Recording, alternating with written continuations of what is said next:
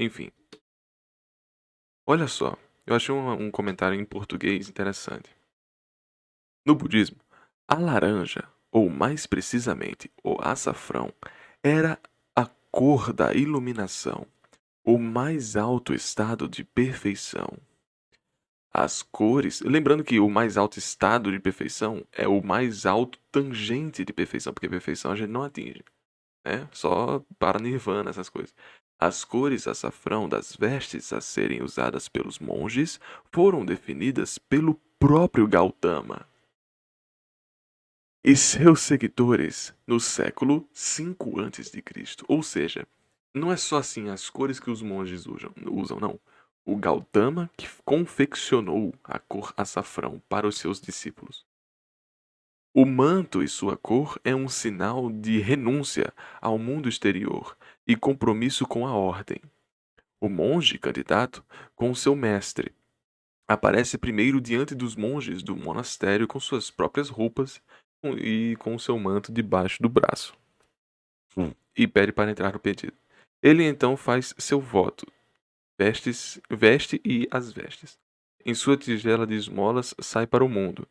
Depois disso, ele passa suas manhãs implorando e suas tardes contemplando o estúdio, seja de flash, jardim ou monasteiro. Aí você, legal, massa, show. Olha só.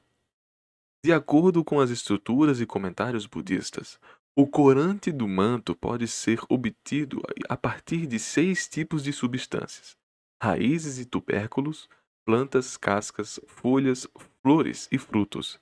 As vestes também devem ser fervidas com água por muito tempo para obter a cor correspondente e sóbria. Açafrão e ocre, geralmente feitos com corante de planta de cúrcuma ou cerne de jaqueira, são as cores mais comuns. Pronto. Aí depois aqui vai aumentando, né? Tipo, a cor das vestes também varia um pouco entre os diferentes veículos, ou escolas de budismo, por país. Depende da doutrina e dos corantes disponíveis. Os monges Vajrayanas, do budismo tântrico, usam vestes mais coloridas açafrão vermelhado. E monges Mahayana praticam. Isso aqui já é uma variação. E existem suas próprias variações, tá? Mas isso aqui não é revelação suficiente, tá bem? Estão me escutando aqui? Ou algum problema? Alguma dúvida?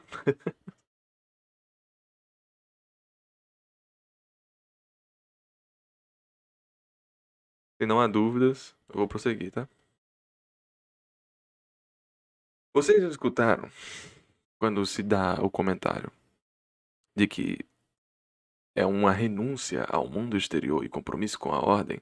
Então, quero fazer uma revelação também. Que isso é uma interpretação minha, que eu vou até perguntar pro meu mestre de sanga depois. Vocês conhecem os chakras, não é? Conhecem os chakras. O chakra laranja. Aqui, ó. Chakra. Chakra que é comumente um assertivo esotérico hinduísta, né? Não é necessariamente budista, mas ao mesmo tempo as filosofias indianas permitem com que a gente tenha uma conversão entre esses dois elos. Não é condenatório nós temos essa filosofia em nossa grade. É só um apetrecho utilizado, né? Olha só. Vocês estão vendo isso aqui? 1, 2, 3, 4, 5, 6, 7. Adivinha quem é o laranja? Adivinha só quem é o grande laranja? Ixi, deixa eu até dar zoom aqui.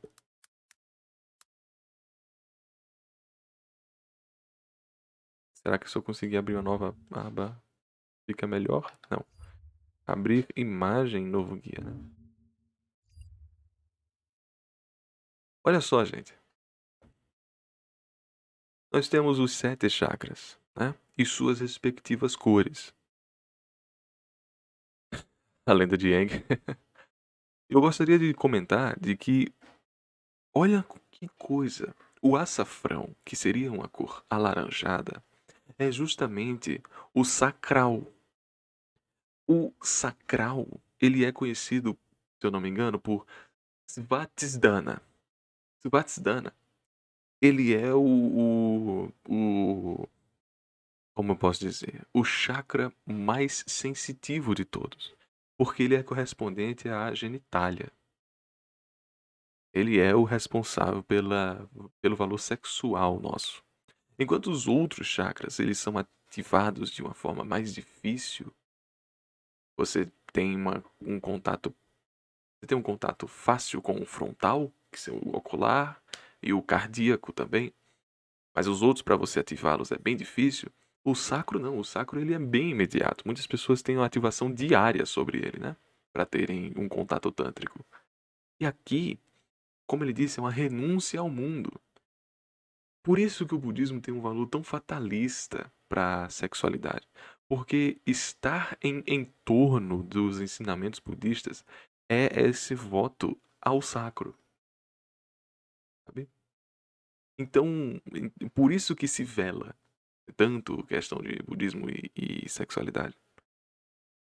Porque o mundo exterior agora não é o tantrismo que eu sinto com esse chakra. O chakra que nós temos contato agora já está ativado por nós estarmos diante, né, de todo o que leva o Svadhisthana. Então, eu queria só dizer que o açafrão não é uma coincidência.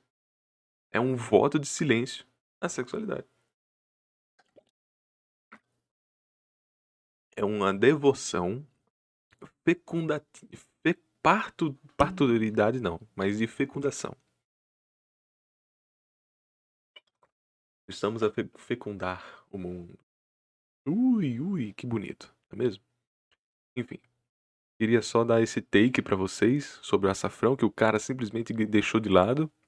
Os dois caras, né? Que, sinceramente, pra mim é uma das coisas fundamentais até. Mas não podia trazer anteontem, porque sem comentário algum, né? Sem nenhuma. Sem nenhuma. Gente, eu vou ao banheiro. Sem nem... Deixa eu só terminar minha frase. Sem nenhuma frase construída, né? Eu poderia estar falando alguma bobrinha. O próprio Svadhisthana aí, que é difícil de lembrar. Quaisquer que sejam as tradições e exegeses.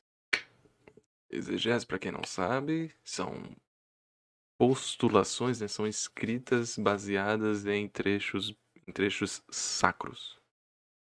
Em santificações, né? Ou as próprias verbetes. Mas enfim, exegeses. Quaisquer que sejam as tradições ou exegeses, que muitos livros não bastariam para resumir. Adão simboliza o primeiro homem, a imagem de Deus. No caso de Adão, primeiro significa muito mais do que uma prioridade no tempo. Adão é o primeiro na ordem da natureza. É o primeiro culminante da criação terrestre, o ser supremo em humanidade.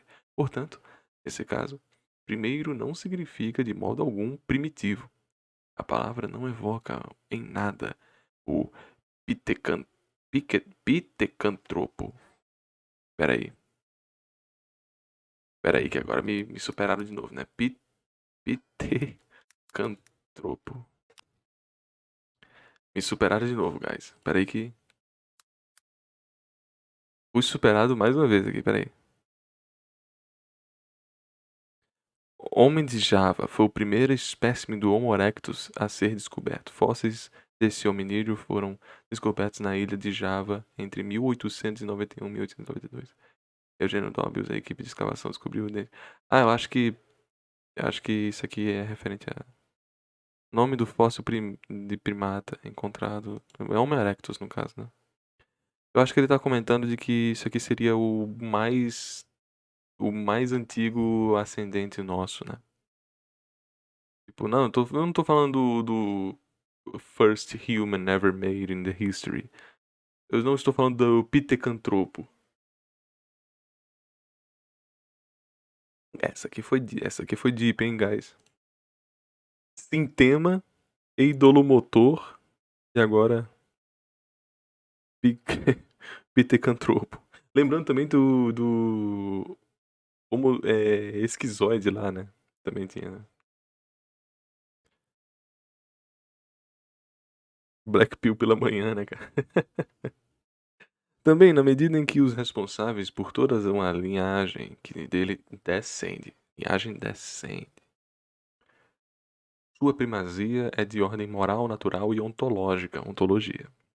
Claramente, Adão é o mais homem dos homens. O símbolo transporta-nos a um nível de consideração completamente diferente dos da história. Além disso, é feito à imagem de Deus sob um ponto de vista simbólico. Pode-se entender a expressão no sentido de que Adão é feito à imagem de Deus, do mesmo modo que uma obra-prima é feita à imagem do artista que o realizou. Olha só. Mas em que aspecto essa obra-prima se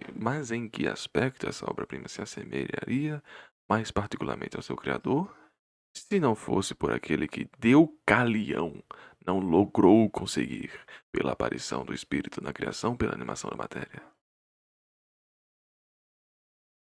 Que take absurdo, que isso, cara? Que é isso? Damn, damn. E é esta a realidade do espírito, a imagem de Deus, mas diferente de Deus, porque é uma mimese que Adão simboliza. Daí derivam as outras inovações no universo, a consciência, a razão, a liberdade, a responsabilidade, a autonomia que é importante demais, todos os privilégios do espírito. Porém, o espírito encarnado e, portanto, somente há uma imagem de Deus e não idêntico a Deus. Lembrar que o mundo é feito de mimese, cara. Que nem o certo personagem de Hunter x Hunter, hein? Certo, Fox, fica à vontade. É muito boa, né? É uma forma muito boa de chamar alguém de troglodita. Troglodita já é uma palavra difícil de você ter acesso, mas agora picantropo, você é um picantropo.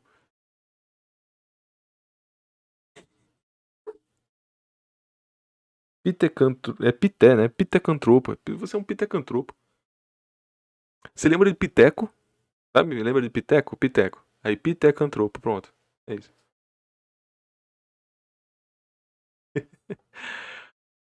Foi por ter desejado identificar-se com Deus que Adão se tornou também o primeiro a errar. Damn. Com todas as consequências que essa primazia no pecado acarreta para seus descendentes.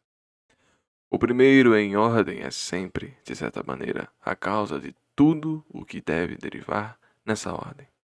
Adão simboliza o pecado original, a perversão do espírito, o uso absurdo da liberdade, a recusa de toda dependência. Ora, essa recusa da dependência para com o Criador não pode conduzir senão à morte, porquanto essa dependência é a própria condição da vida. Em todas as tradições, o homem tenta se igualar a Deus, é punido com sanção fulminante. Contudo, conforme a doutrina cristã, eis que aparece um outro Adão, Jesus Christ, o segundo Adão na ordem cronológica. Mas também ele é o primeiro no sentido místico do termo e, na realidade, mais verdadeiramente primeiro que o primeiro Adão. Primo prior. Segundo a história, porque ele é o mais homem dos homens numa escala superior. Primeiro na ordem da natureza e na ordem da graça. Ambas as ordens alcançando nele sua perfeição suprema. Ele é ainda mais do que a aparição do Espírito na criação. É a encarnação do Verbo. A própria palavra de Deus feita homem, o homem divinizado. Mas está falando de Jesus, tá? Então vamos para Adão mesmo. Já não é a imagem, é a realidade. Tá, pô, oh, damn. É a realidade de Deus. Essa aqui foi. Que é isso? É pra converter os meus. Converter os meus ouvintes aqui? Não, hein? Cadê Gautama? Eu quero que o momento assim. Siddhartha Gautama. Aí pronto. Pô, e será que no B vai ter assim, Buda e vai ser só um trechinho merda? Cara, eu vou virar de ponta cabeça. Por que choras, Paulo? Por que choras? Aula de catolicismo ao vivo. É a encarnação do Verbo, a própria palavra de Deus feita homem a homem divinizado. Já não é a imagem, é a realidade divina. Para ele, o pecado é impossível. Segundo Adão, pode apenas conceder a graça, a santidade e a vida eterna, de que havia privado a humanidade o ato do primeiro Adão. O segundo Adão simboliza, portanto, tudo quanto havia de positivo no primeiro e o eleva ao divino absoluto, simboliza a antítese de tudo o que ele tinha de negativo, substituindo a certeza da morte pela da sua ressurreição. São Paulo,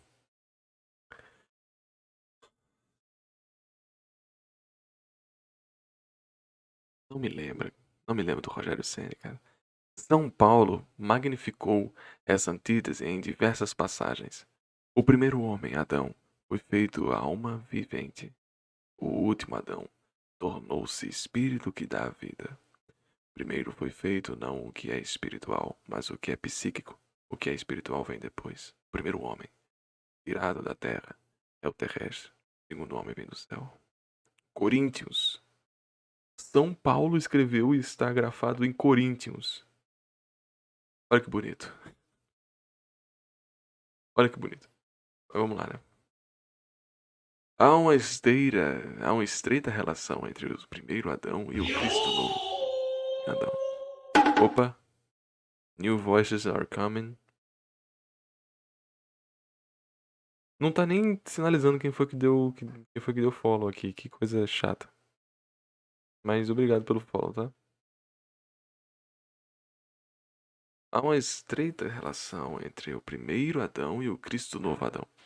Assim, a lenda dirá que Adão morre numa sexta-feira no 14 Nissan, ou Nissan, período que abarca os meses abril-maio, do antigo calendário babilônico.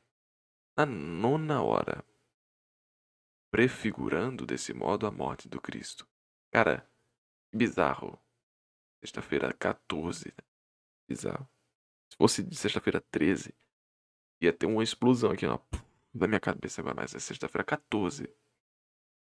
Desse modo, a morte de Cristo. Reencontraremos na arte o crânio de Adão ao pé da cruz de Cristo. Conforme a lenda, Adão, prestes a morrer, pede a seu filho Seth para ir ao paraíso, a fim de colher um dos frutos da imortalidade na árvore da vida. O anjo encarregado da guarda do paraíso recusa-se a dar-lhe o fruto desejado, fazendo-lhe presente, porém, de 3 sementes. Da boca de Adão morto, uma árvore crescerá. Dessas 3 sementes, tornar-se-á, mais tarde, a árvore da cruz. Olha aí. A fim de beber, a fim de bem aprender o simbolismo dos laços entre Adão e Cristo. Pode-se evocar ainda o diálogo com Adão no paraíso. Dante. As tradições judaicas, com influências iranianas e neoplatônicas, muito especularam sobre o simbolismo dos primeiros capítulos de Gênesis. Adão significa o homem terrestre criado por Deus com a terra. Em hebraico, Adama, terra lavrada, segundo outra hipótese, terra dos homens. O sopro de Deus dá-lhe a vida. Antes disso, conforme o Kabbalah, ele é chamado de Golem. Eita, judeus! A argila finíssima utilizada por Deus é, segundo o pensamento judeu, a argila finíssima utilizada por Deus é, segundo o pensamento judeu, tomada do centro da terra, sobre o monte Sião. considerando o umbigo do mundo. Essa terra representa o mundo em sua tonalidade. O Talmud descreve as 12 primeiras horas do primeiro dia, o período de Adão. A terra é acumulada, a argila transforma-se num golem, os membros distendem-se. A alma é-lhe insuflada por Deus. Adão põe-se de pé. Adão dá nome aos seres vivos. Recebe Eva. Adão e Eva unem-se e procriam. De dois eles se tornam quatro. Proibição sofrida por Adão. Desobediência de Adão e Eva. Sentença proferida contra eles. Adão e Eva são expulsos do paraíso. Cada hora corresponde a uma fase simbólica da existência. É muito pra absorver, galera? É muito pra absorver? É. É muito pra observar. Ah, a câmera travou.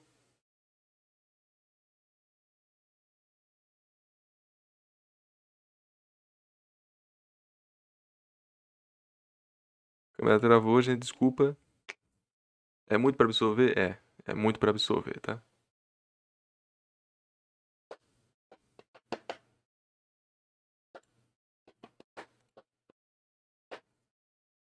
Mas vamos seguindo, né? Vamos seguindo aqui. Não queria fazer pergunta, faça logo, porque aqui, pelo que eu tô vendo, vai ser mais pesado ainda, tá? Pelo que eu tô vendo, vai ser mais pesado ainda.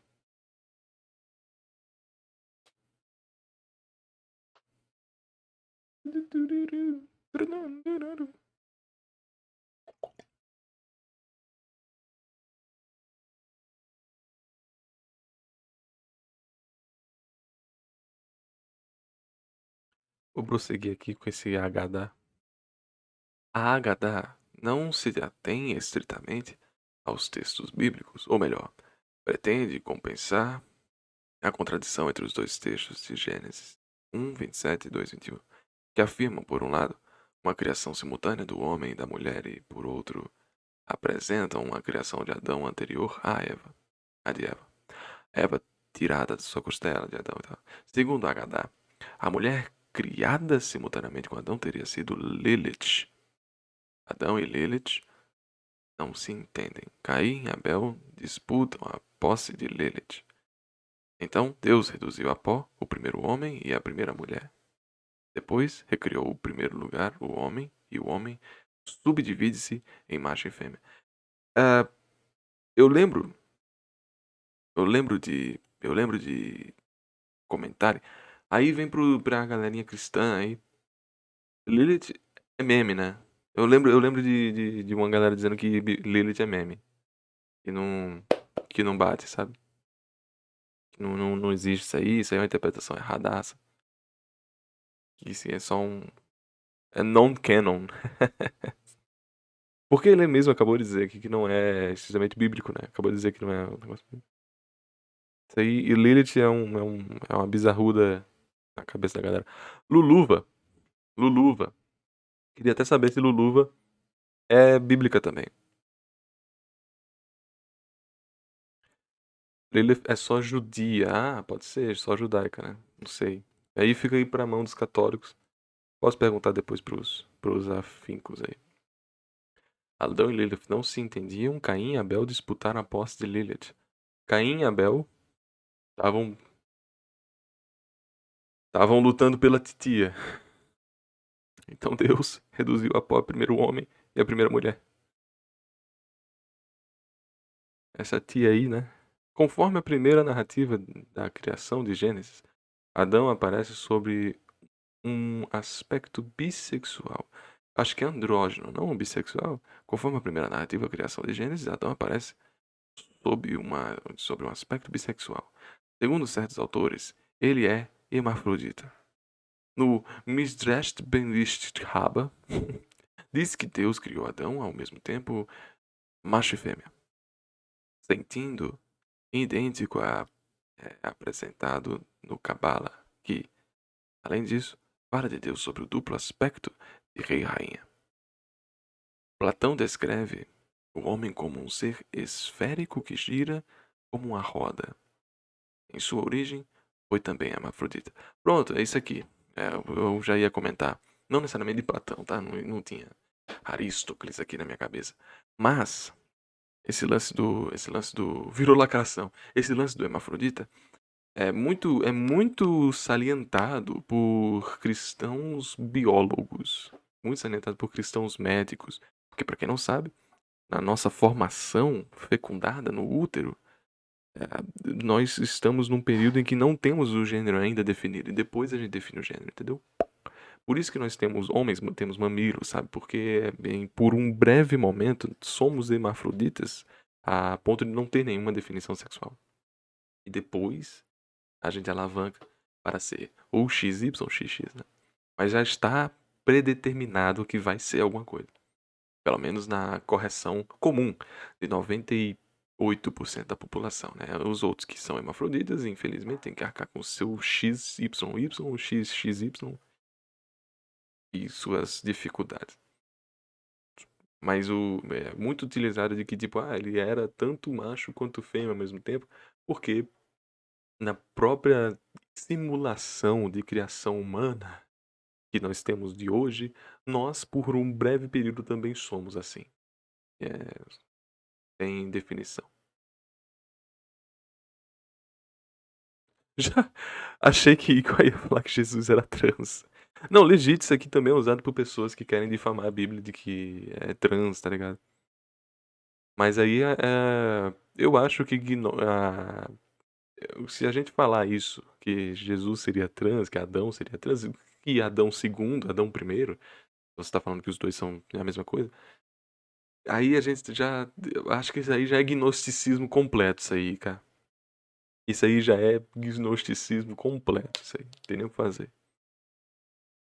Como se não existisse mais prendimento, como se não tivesse mais nenhuma lasura que prende o mundo ao homem, assim, é só o pensamento. Sabe? Isso aí não tem nenhum contato ôntico.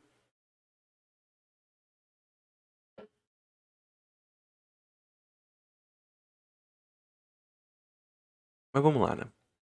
O homem original, em sua forma mais pura, é chamado de Adão Kadmon. Adão Kadmon é o símbolo de Deus vivo no homem. É o mundo do homem interior, que não se pode descobrir senão através da contemplação. O primeiro homem, por antonomasia, aquele que é, por excelência, a imagem de Deus. Eu esqueci o que é antonomasia. Eu já tinha escutado essa desgraça. Antonomasia. Eu acho que quem usava isso aqui era o próprio Fernando Pessoa. É uma figura de linguagem. Aqui, ó. Variedade de metonímia que consiste em substituir o nome do objeto, entidade, pessoa, etc. Por uma definição. Antonomasia é o tipo de metonímia que há de substituição no nome do objeto. Exemplo, pô.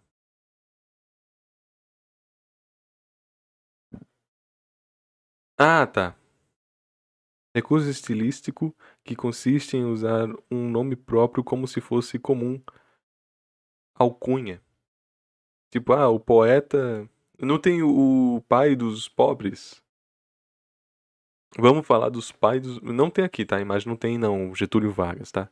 A imagem que tem aqui é do próprio Fernando Pessoa. Antonomasia é quando você substitui assim, a Dama de Ferro. Não é a Margaret Thatcher? Ao invés de a gente chamar assim de Margaret Thatcher, a gente chama de Dama de Ferro. Ao invés de a gente chamar. É o Deus dos mangás, né? Ao invés de a gente chamar Tezuka, a gente chama Deus dos mangás. Ao invés de a gente chamar de Getúlio Vargas, é pai dos pobres. Tal, é isso. O primeiro homem, por antonomasia, aquele que é, por excelência, a imagem de Deus. É aquela coisa que eu disse, né? Metonímia. Pronto, é metonímia também. Mas é o mais específico que metonímia. Porque não é uma palavra só, é uma frase. Lembro que tu usava muito isso, eu uso, eu gosto. Figuras de linguagem, tamo junto.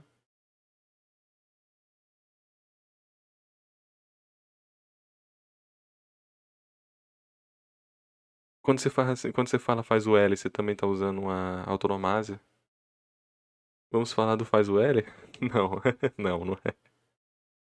É isso que faz o L, né? É isso que Lula.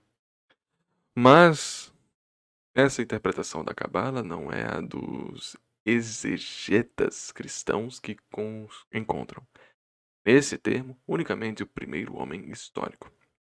Na tradição cabalística, Adão seria também uma síntese do universo criado. Ele é naturalmente tirado do centro e umbigo da terra, Monte Sião. Mas todos os elementos reúnem-se em sua criação. Deus reúne a toda parte o pó, a partir do qual Adão devia ser feito, tal como exprimem certas etimologias da palavra Adão, que a explicam tanto como abreviação de seus elementos, ou como nome dos 4 pontos cardeais dos quais ele é feito. Ah, chata. Lipse, citando por Scholem, veria em Adão a personificação mitológica da Terra. Quitoniana aí, ó. Ele seria o eterno símbolo, a marca e o monumento do amor de Deus da Terra e da Terra. Os elementos telúrico e pteromático agiriam juntos em Adão e seus descendentes.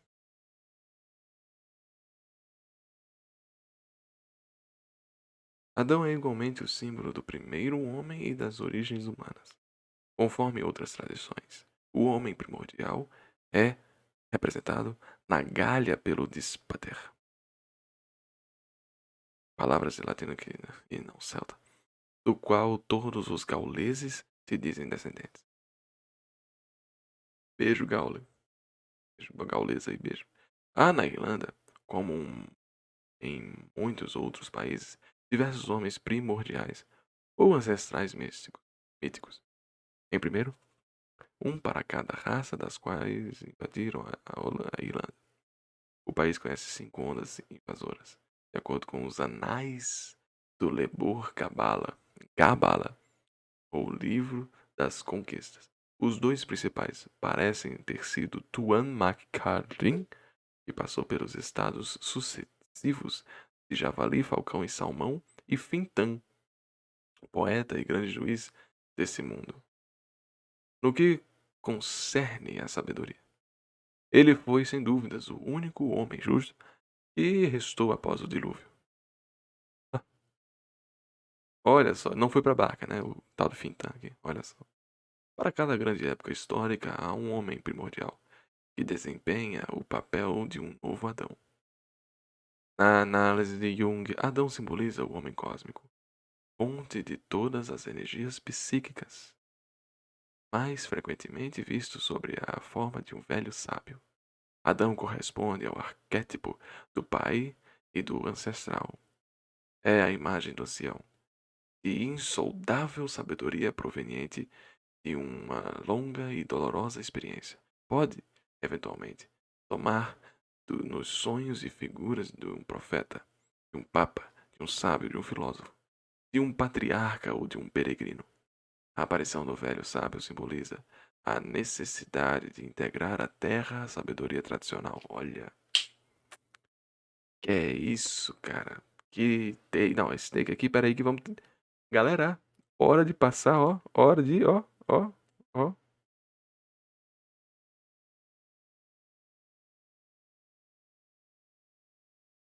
Aqui não tem o que fazer, né? Aqui não tem o que fazer.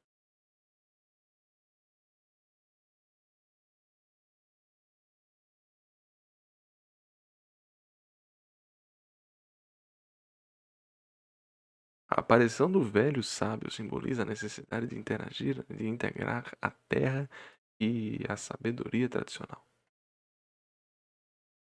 A terra, a sabedoria. A terra já tá com crase, então tá certo. Integrar a terra à sabedoria tradicional. Ou, ainda, de atualizar uma sabedoria latente, seguindo a ideia de Jung, o segundo Adão, cuja cruz se ergue sob o túmulo do primeiro Adão. Tal como mostram várias obras de arte, simbolizaria o surgimento de uma nova humanidade sobre as cinzas da antiga. Damn, damn, damn, damn, damn, damn. What the hell, bro? What the hell? Damn, damn, damn.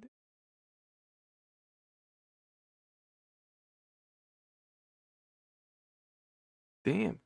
O segundo Adão, Cristo, simbolizaria o self. Por que em inglês agora? Ou a perfeita realização de todas as virtudes do homem. Contudo, esse fascinante símbolo de um Adão heróico crucificado, desculpa. Contudo, esse fascinante símbolo de um Adão herói crucificado, ressuscitado, salvador, age como uma carga energética imanente que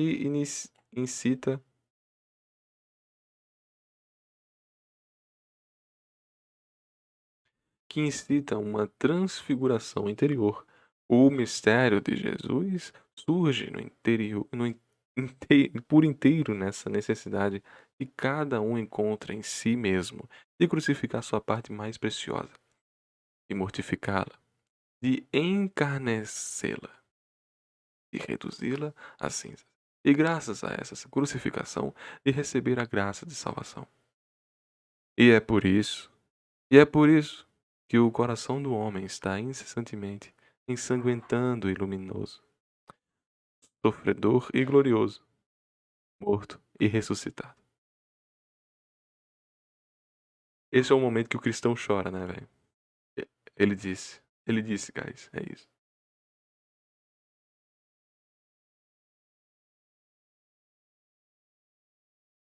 O psicanalista poderá ver nessas três fases, os símbolos da progressão do homem no caminho da individuação, a indistinção numa coletividade, a separação do ego que se afirma em sua personalidade virtual, a realização dessa personalidade pela integração de todas as suas forças numa unidade sintética e dinâmica.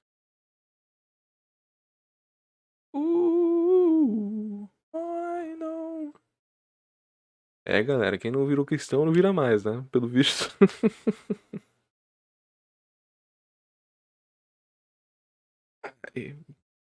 Bonito, bonito, bonito. Parabéns aos envolvidos aí, né? Ah, cara, na moral, não tô nem acreditando. Nossa senhora! Não, não, gente, a gente não vai ler água não, viu? A água vai ter que dividir. Olha só, água, água. Uma página, duas páginas, três páginas, quatro páginas. Não, não, são só três páginas, três, só.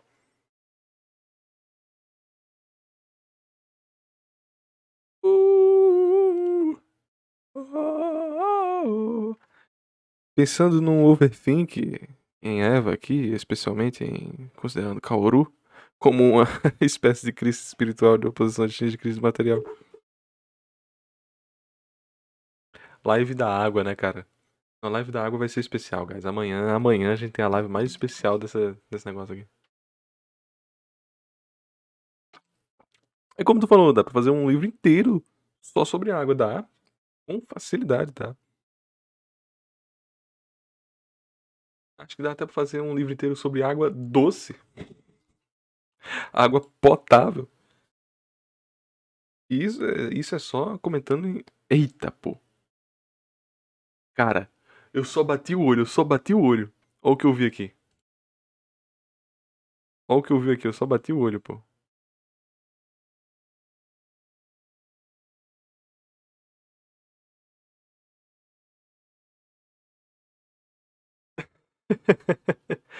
Como tal, poderia corresponder a Sattva, mas como escorre para baixo, para o abismo, suas tendências é tamas.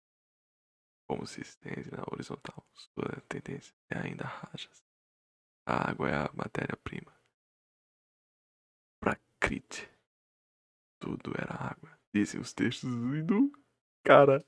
Fudeu. Fudeu. Vai ter muita coisa, cara. Ele vai pegar o hindu, vai pegar o taoísta hindu. E aí vai, cara, pelo amor de Deus.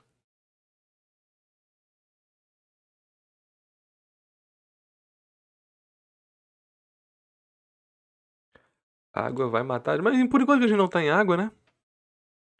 Vamos aproveitar que a gente não tá em água ainda, gente. Vamos lá. Adão foi incrível, Adão foi muito bom mesmo.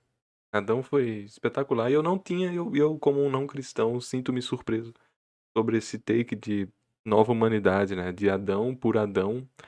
Adão sacrificou-se no ataúde de Adão, né? Porque a madeira que crucificou Cristo, que foi germinada pelo crânio de Adão.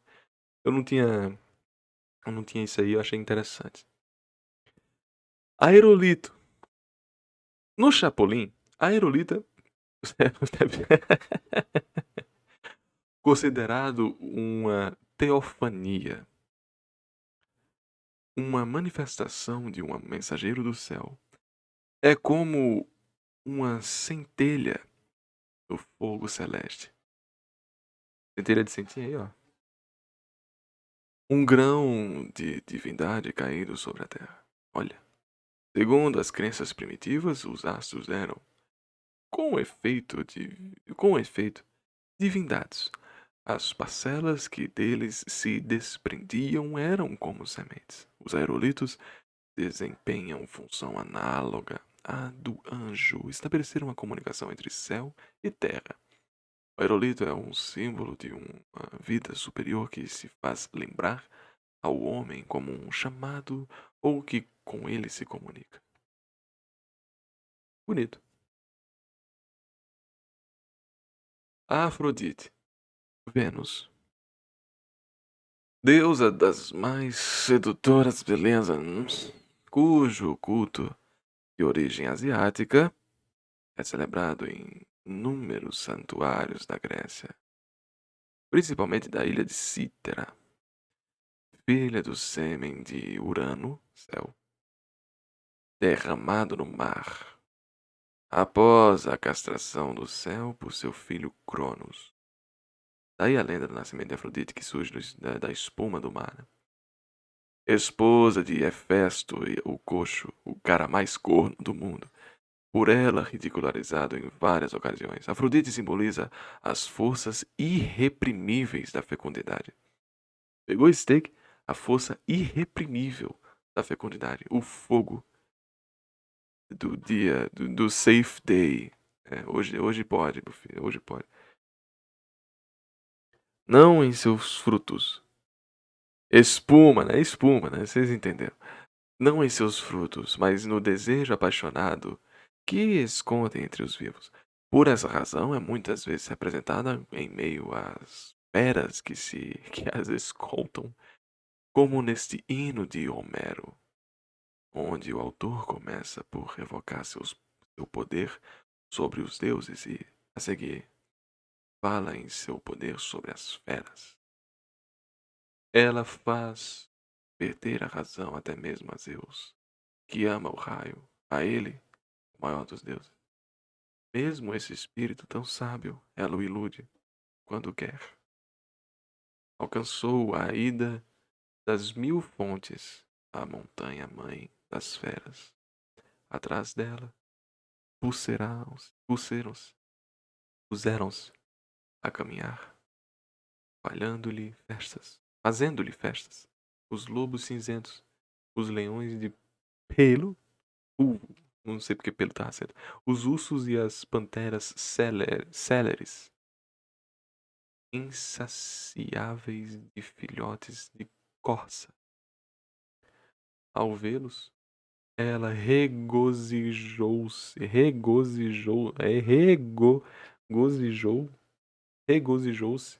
de todo o coração e atiçou o desejo em sua entranhas. Então foram todos os mesmos. Espera aí que eu vou até reler isso aqui que ficou um pouquinho. Ao vê-los, ela regozijou-se de todo o coração e atiçou o desejo em suas entranhas. Borboletas, né? Então, foram todos ao mesmo tempo acasalar-se na sombra dos pequenos vales entre as montanhas.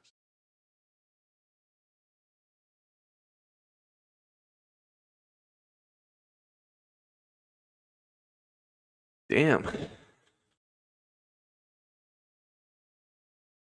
Bacanal aconteceu aqui, né, cara? É o amor! É o amor sob sua forma física. O desejo e o prazer dos sentidos. Ainda não é o amor em um nível especificamente humano. No nível mais alto do psiquismo humano, onde o amor se completa pela união com a alma, cujos símbolos é Hera, a esposa de Zeus, os símbolos de Afrodite exprimirá a perversão sexual, pois o ato da fecundação só é buscado em função da primazia do gozo a que a natureza o vincula.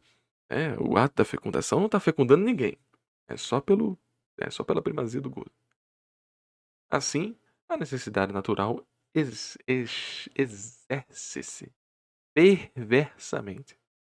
Todavia, poder-se-ia indagar se a interpretação desse símbolo não haverá de evoluir com o progressismo, ou não, desculpa, prosseguimento das pesquisas modernas sobre os valores propriamente humanos da sexualidade. Mesmo, mesmo nos meios religiosos e uma moralidade exigente, o problema deve ser estudado no sentido de saber-se se o único fim da sexualidade é a fecundação. Fecundidade. Se não seria possível humanizar o ato sexual independentemente da procriação. Estudos fazem seu trabalho de dizer se isso é um problema ou não. O mito de Afrodite poderia permanecer por algum tempo, ainda com a imagem de uma perversão. A perversão da alegria de viver das forças vitais. Não mais porque a vontade de transmitir a vida estivesse ausente do ato do amor, mas porque o próprio amor não estaria humanizado. O próprio amor não estaria humanizado. Permaneceria no nível animal, digno dessas feras que compõem o cortejo da deusa. Entretanto, se houvesse finalmente uma evolução, Afrodite poderia surgir como a deusa que sublima o amor selvagem, integrando-o a uma vida verdadeiramente humana. Oh, yeah.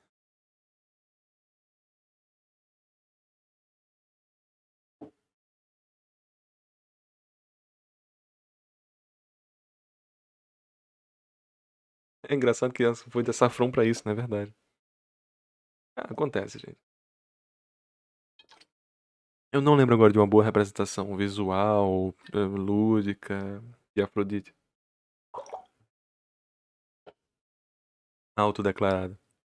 Tem Hades, né? Mas não joguei o suficiente ainda pra dizer isso. Agárico vai ser depois, pelo visto. Agricultura.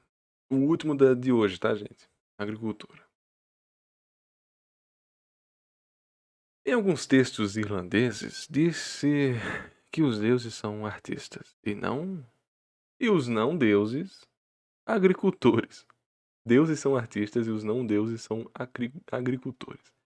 Torna-se evidente, assim, o caráter aristocrático e guerreiro da civilização celta, a qual teria deixado as populações inferiores, conquistadas ou submissas, a cuidado das funções produtoras, castas.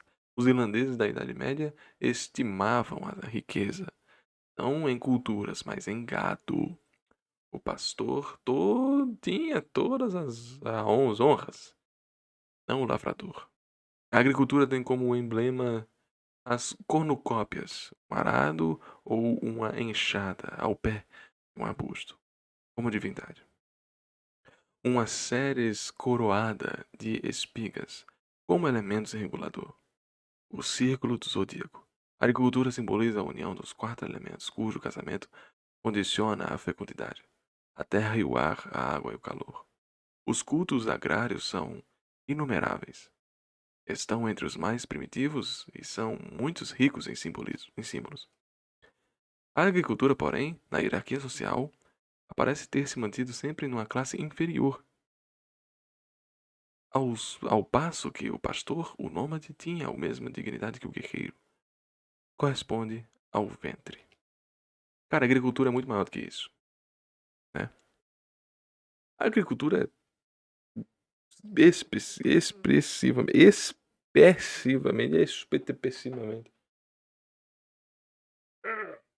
O símbolo agrário é muito maior que isso. É bem maior que isso. Eu acho que na live de amanhã, não só a água gigante, eu vou tentar trazer algumas 3 a 4 visões sobre a agricultura de bons pensadores. E não ironicamente eu vou trazer Mao Zedong, tá? Não ironicamente eu vou trazer o que Mao Zedong tem pra dizer sobre a agricultura. Ele tem um bom pensamento.